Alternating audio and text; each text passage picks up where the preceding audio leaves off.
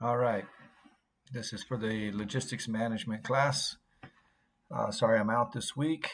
We will try to get you kicked off with a little bit of discussion here. This is week 7. We're in order management, forecasting, and fulfillment. I'm coming to you live from Bentonville, Arkansas. We got some pretty cool stuff going on here. I hope to get some video and pictures when we tour one of their distribution centers on Thursday so we can get some of that information to you. In the meantime, make sure you come out this week, week 7. I'm going to highlight or open up the PowerPoint slides, order fulfillment and forecasting. I'm trying to, let's see, get that out of the way. There we go. We'll publish that. That's the slides I'm going to briefly walk through with you. There might be more out there that I don't actually go through, so you're welcome to review that quickly if you like. And of course, we'll do some work down here on forecasting, so I'm going to unpublish this log bed raw data for students. You'll need that here in a little while as well. That's going to be your real homework for the week to do the forecasting assignment. Let's use some slides, see if we can't get you through this pretty quickly. And then I'm tired, I need to get to bed, so we won't talk too long. We're talking order management this week, or really how to make sure that we don't have stockouts, how we properly plan, how we properly forecast. A couple of fun quotes here. Those who have knowledge don't predict, and those who predict don't have knowledge. So basically, we shouldn't be trying to guess because forecasts are unpredictable and they're never 100% right. But unfortunately, we still need to do it. Here's the other one. An unsophisticated forecaster uses statistics as a drunken man uses lamppost for support rather than illumination. We send you through statistics classes. We teach you statistics. We teach you how to use them. But you need to know that they are simply one data point, one area, and there needs to be an art to these things. There need to be other methods. And that's what we're going to go through today, talking a little bit about how to do all this. Fulfilling orders is hard. Keeping 100% stock in, just even this week being on this Walmart trip, we sat today in a store and looked at 4 different areas. Every area we went to had open spots on the shelf where they were out of stock. A company like Walmart, with all the data they have, with everything they have, they still have out of stocks at the retail. And if you look here at some of the statistics, 7 to 10% retail out of stocks equals about $435 billion a year. And that was in 2010. Things are even more now. Out of stocks come from a lot of reasons, from forecasting wrong, from product not showing up, from product being ordered wrong, from shrinkage, which could be product theft or a lot of things. And there's lots of ways that could all be messed up. But a big one is just not proper forecasting, not understanding the demand and what's going on. Look at this chart for a minute. For you guys, probably look at 2009 Zuzu Pets. Yeah, that's right. You were all little kids at that time, and your dad, just like me, had to stand in line at the store for 4 hours at 3 in the morning so he could get you a Zuzu pet for Christmas that year. Why would these shortages happen? Why wouldn't companies just order enough inventory? And if you're not sure if it's going to be enough, just order extra because you can sell it, right? Well, that's the question. How much inventory can we hold? What's the cost of the inventory versus the cost of the stock out? The ideal thing would be to get everything in perfect harmony. Why not order the exact right amount so we don't leave anything on the table and we don't hold extra inventory? If we can get everybody in the company working in the same direction, rowing together, working together in smooth tandem, then we're perfect. We've got it down.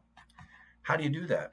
How do you align your whole company? How do you align your whole organization? How do you get the manufacturing department building exactly what the sales department wants to sell, which then would equal the purchasing department buying exactly what manufacturing is going to build, which would then result in the logistics department shipping the exactly right amounts?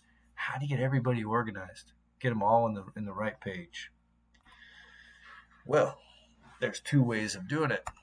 One is the S&OP process, which is internal. One is the CPFR process, which is external. I'm going to walk you through both of these real quick. Probably more time on the internal S&OP and not as much on the CPFR. Let's just jump right to it rather than give you the definition. We're going to use my slides that I like to use. Here we go. Planning process.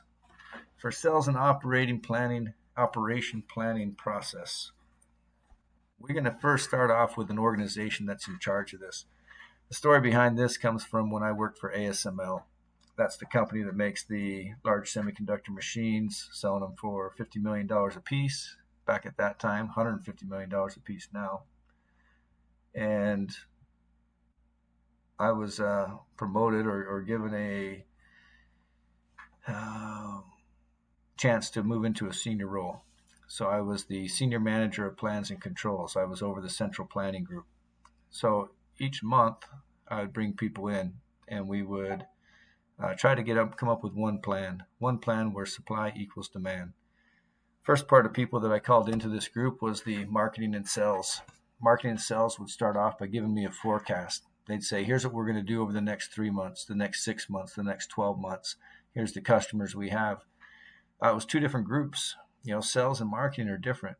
Sales are talking about the tactical, the short-term orders. Here's what's coming up in the meantime. Here's our customers. Marketing is talking more long-term, more strategic, more new product introduction and product life cycle. But between the two of them, they give me a forecast. And we hammer over that forecast for a long time until we finally say, okay, we've got a good forecast. Right about that time, finance jumps in. Finance says, hold on, we don't believe in this forecast. And they start pointing all the reasons why, and they poke holes in it, and they show past statistics where marketing and sales were wrong before. Eventually, we get marketing and sales and finance all on the same page, and we get this forecast that we say we're going to do. Then production jumps in and says, hey, even if we wanted to do this forecast, you guys want to increase our demand. You want to increase capacity. It's going to take us time to ramp up. We're going to have to turn on new machines. We're going to have to buy capital equipment. Finance jumps back in and says, no, we're not buying capital equipment. That's a problem. And once again, we're often fighting and we're working through things. Eventually, we get all three of these groups on the page. We've got one plan where production is going to make the right amount of product so that marketing and sales can sell it. Finance is okay with it. They can budget their financial forecast, and they can also know what we need to buy for capital equipment. That whole plan then flows down to purchasing. Purchasing might say, yeah, we're fine. Or purchasing might say, hey, this new plan involves some new products, some new part numbers, some new raw material. And what you guys don't realize is that raw material is a longer lead time. So we're going to need a chance to ramp up to get things where they need to be. Finally, you get all those guys on the same plan. And then, of course, you got HR. HR says, wait a minute, this production plan requires hiring more people, or it might require firing people. And once again, we're off and running. The whole goal of a sales and operation planning meeting or planning process is to get one plan that everybody in the company is following. One plan where sales equals what we make. We say we're going to sell this, we make exactly that amount, we go out and we sell it. This might sound simple, getting one plan where supply equals demand or sales equals demand. But if we can get this, then we've got our finances, we've got everything in order. Easier said than done. Some of the key elements in an S&OP process are going to be financial visibility, being open with people, being cross-functional, being able to look at things in this multi-dimensional way. Here's the way the book shows it, just giving you a little bit more of a process. This thing can be complicated. I'm not going to lie to you. It's a headache of a meeting, and yet it's one of the most important things that a company can do. If you don't have this type of process, then people are just guessing. And you might have a big disconnect. Sales might be out promoting and marketing and selling one thing, and manufacturing only has the capacity to do something else. Every company you guys work for will have some sort of S&OP process, and you'll be involved in that at some level, whether it's just giving some input, whether it's simply reacting to the plan when it gets flowed down to you. But the more senior you go in your career, the more you'll be dealing with this. So it's best you're aware of it now. This is how the plan comes together. There's definitely key benefits here. In fact, I'll go to the next slide that show you the financials. If you have a good S&OP process, companies that have it have an improvement in forecast accuracy because they've got all the organizations working on a forecast. Your revenue improves, your profitability improves, your on-time delivery improves. Everything improves if you can do this process. even if it's not a perfect process, it still brings improvement. And that's pretty dramatic improvement. CPFR is kind of the same thing, but it's over your supply chain. It's external. This is where now I try to get all my customers to tell me what they're going to want to buy. And then I tell my suppliers, here's what I want to make. And I try to expand it out. I try to do an S&OP process, but with all my supply chain. It's a little more difficult because it involves a lot of trust and a lot of visibility and transparency. And sometimes that's hard to do with the supply chain. If I'm supplying Walmart, I'm probably also supplying Target. So I can't tell Walmart what I'm building without potentially giving away some confidentiality of Target. If I'm supplying Intel, I'm also supplying Micron, and so it's a hard thing, but it's a good goal. I want you guys to read the other slides on CPFR. There's a bunch more there. I'm keeping it short because I want the video to be short. Here's what I want you to get to. No matter what, either one of those processes require at least the beginning levels to do some good forecasting. If you recall back to Supply Chain 361, the operation management class, we've got a couple of ways of forecasting. We've got the qualitative methods that you see here in the big old orange box. Those are going to be your surveys, your grassroots, you're talking to people, you're giving out samples and seeing what people think, market research, gut feel, industry expertise, that kind of stuff. Quantitative over here, especially time series models, is where we try to use past data to predict the future. This is the one I want to rekindle your guys' memory on and test you on and revitalize some of the things that we taught you back in operation management. Once again, qualitative forecasting, there's a long list of the different things that you can do for qualitative, for trying to find ways where you don't have the data. Then let's go out and let's try to create data through a qualitative forecasting. But instead, what I want you to do today is talk more about the quantitative forecast. Correlation, we're not going to get as much into.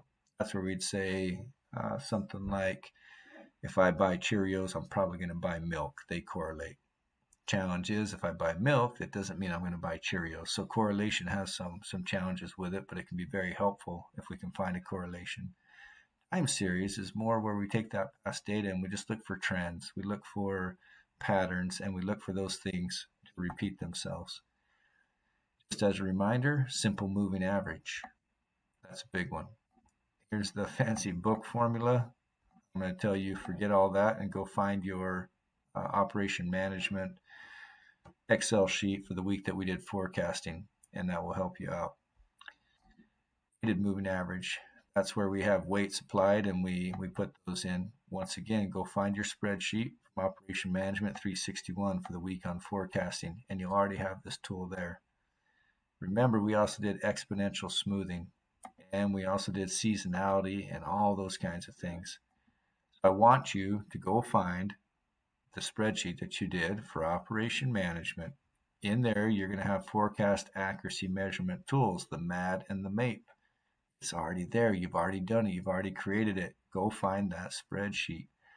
Once you find that spreadsheet, you can do our assignment that we have out here for you.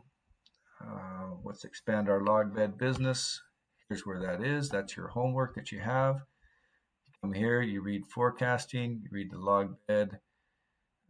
Let me make sure this forecasting we have what you want. You do. You've got the mini case. So read the mini case, open up the spreadsheet, calculate a 3-month simple moving average, calculate a 3-month moving average, do an exponential smoothing for me, measure all those accuracies with a MAD and a MAPE, and then just for fun, give me a seasonality index where you also use a MAD and a MAPE. And that thing in and you're giving me 20 points. I'm giving you 20 points. That's the big thing I want you working on for today and tomorrow. I'll send you another video for Thursday with some other information, but that's big thing that I want you working on this week. Hopefully you don't forget to do the A3 problem solving assignment as well. Make sure you have that for me by the end of the week. All right, I'm going to get some sleep. Good night, guys.